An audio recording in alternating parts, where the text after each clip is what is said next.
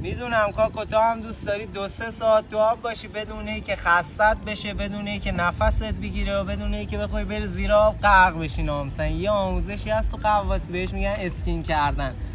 چی میخوای برای ایکارو؟ یه فیلم میخوای، یه ماسک و اسنورکل. بریم آموزش بزنم لذت ببریم. کاکو موقعی که فینت کردی تو پا، ماسک و اسنورکل تا آماده میذاری رو صورتت، میزنی رو صورتت، اسنورکل تو دهنت، آروم سرتو میکنی زیر آب، نفس میکشی، رو آب شناور میشی.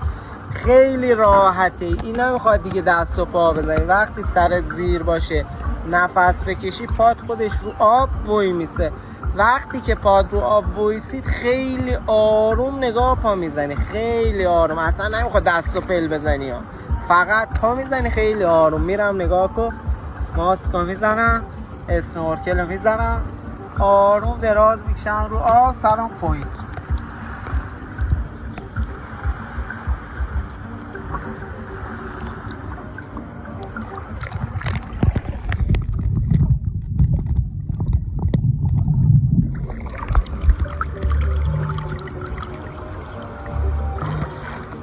دیدی کاکو، با این کار تو هر عمقی هم که انجام بده دیگه زیر آب نمیری. بهش میگن اسکین کردن. یعنی اینایی که میرن فریدای با شکار ماهی، میبینی 2-3 ساعت رو آب